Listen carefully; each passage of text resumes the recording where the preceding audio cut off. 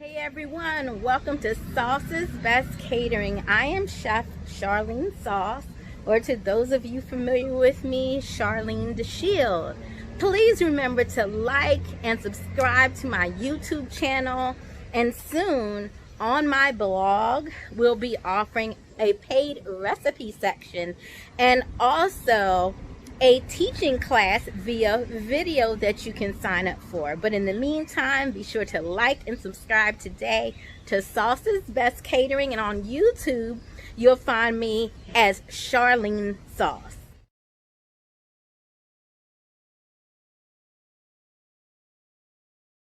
Hey everyone, so we are getting ready to marinate this pork roast.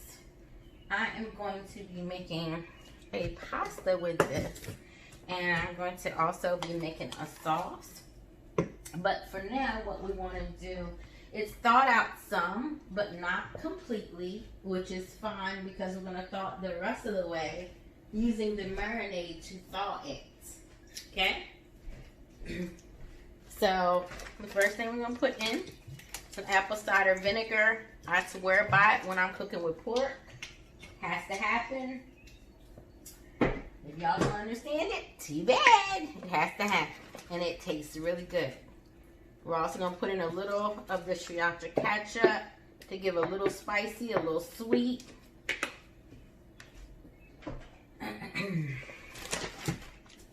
We're also going to use fish sauce as our salt.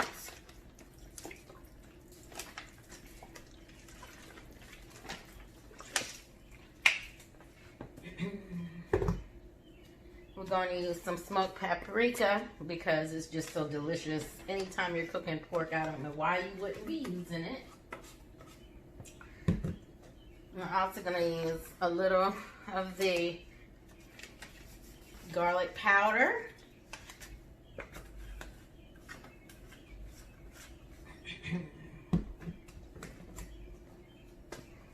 We're going to add chop when we're actually cooking it in the pan, so we're not going to add that right now. I'm also going to add just a little bit of the Badia Complete seasoning. Alright. And then the other fun surprise ingredient that I want this, like I said, we started off savory sweet today. We're going to keep that going. I had something else that was strawberry flavored that I thought I was going to put here as part of the marinade in the sauce, but it seems to have gotten thrown out, so we're going to improvise to still get our sweetness that we wanted in it with the sugar. And now you want to seal your bag, like so. And you're going to want to make sure it's really sealed too, because you're going to be mixing this around, so you don't want anything leaking. Kind of toss it. There's this neat thing on Amazon for quick marinade that I am absolutely buying sooner than later because it's gonna rub, because of the fact that today it would have been excellent. I like to marinate things much longer than I'm gonna actually get to marinate today, and something like that would have absolutely locked in the flavor. So we're going to put it in the refrigerator so it can finish thawing out. Hopefully it thaws sooner than later so I can get dinner going for tonight. And it's going to be served as part of a pasta. We're going to make a sauce that starts out. Well, look at me. I keep losing my train of thought all the time. A bechamel sauce. We're going to start out with a bechamel sauce, which is one of the 7 mother sauces. And so I'm going to get that going shortly. I'm going to take a quick break. And probably in half an hour I'm going to start that sauce. And I'm just making sure we got this in the crannies as good as possible. And we're just going to put it in the fridge, and I'll be back in a bit. Hey, so we are back. Actually, my Strawberry Daquiri mix has been located. So again, I know this seems crazy to y'all, but it's going to create the sweet and savory I wanted with some fruit notes. So you just want to get some of that in there. We're going to close it up. We're going to reseal it, and then we're going to put it back in the fridge like the original plan was. Oh, it smells heavenly. The smell of that, along with all the savory stuff that's in here, it's like magic. You want to give another massage. Make sure you're getting all those flavors throughout this meat. Like all of it. Literally all of it.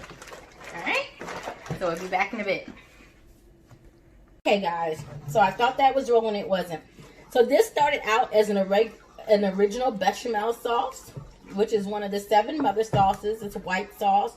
It's made from butter, flour, and milk. Very simple, but you do have to learn the process. The next thing I did was I minced up some. Now I gotta get it again because I already lost it because I thought I was recording and I wasn't. Some bouqueron or Perjerry fish.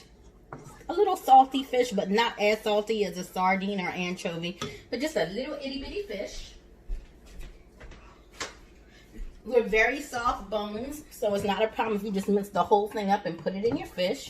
You put some chow chow in here, some salt, and I'm sorry, as far as the bechamel sauce, the main ingredient you don't want to forget in that mixture is nutmeg. Bechamel sauce is good for stretching your cheese when you're making lasagna, mac and cheese.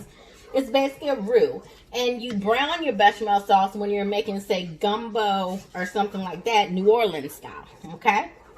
So we're just going to leave this on low. And we're just going to cover it and let it do what it does. Again, we're going to taste it, see where we're at. Really good. Really good. I like that. Alright. So we're going to put a top on it. And we're going to let this just simmer on low. Come back stirring it ever so often because even on low, stuff can burn. Believe me, I've done it more than once and it sucks when you do it. So we're going to do that. But one day when I have more time, I'll do a video showing y'all how to make bechamel sauce. If you are not aware, also commonly referred to as white sauce, and one of the common things that chefs make in their dishes. It is from the French. So I will be back in a bit. See you in a bit. Alright, so here we are. We have taken our pork roast out. It's got a lovely crispiness to the fat layers. And we are just now slicing it up so it can be beautiful on top of our pasta with the sauce. It's Memorial Day weekend, so y'all know I'm going to be doing my grill game, but this was done like right in the oven. And I want to just show y'all how perfectly juicy that is. Look at that. I'm dripping it on the floor. It's so juicy. I'll clean that up later. But we had to let y'all see that. So what we did was we roasted for a while and then we moved to broil. It was marinated for about 2 hours prior to cooking. And now my fork wants to get caught there on the fat layer. If you don't like fat, you can remove that layer. I left it just because it locks in so many of those beautiful flavors. So I'll be back in a bit when I'm done chopping this up. But let me just show you what we've got so far. Alright, so once you chop that down, you will want to stir it in its sauces. 1 second. I'm using the wrong utensil. Alright. So you want to just toss it around all this beautiful strawberry savory glaze that we marinated and cooked it in. Just get it nicely covered like so.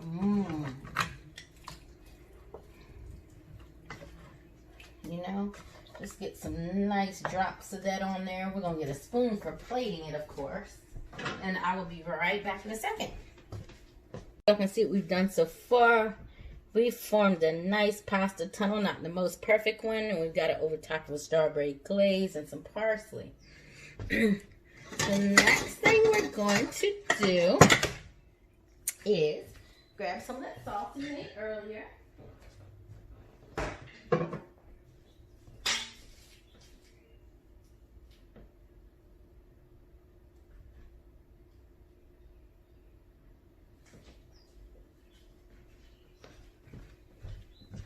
All right.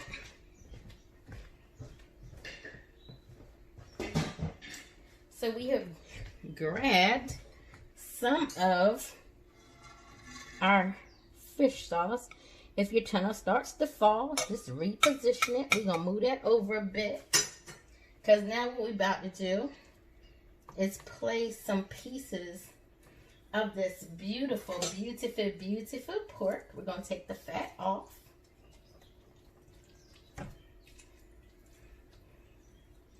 Like so. Hopefully without cutting through your pan. We're going to place these. I'm going to place that like just beautifully. Just like right there. Like so. Gorgeous, right? And then we're going to get a spoon. And we're going to spoon some of this beautiful essence just on top of that meat. And even just a little few drops of it on top of the pasta also. Beautiful, right? Gorgeous. And if your hands are clean, you can just go like this to get any ugliness off of your plate. We're going to get some parsley. So we put a little of that sweet strawberry at the bottom. And then we're just going to use just a little parsley to garnish. And you can also grab yourself a sprig of mint, because we know mint goes good with sweet. How much candy do y'all eat that has mint on it, right? Just grab yourself a little sprig just to add a little touch of green to your pork. And just like that, dinner is done. Gonna get a pic.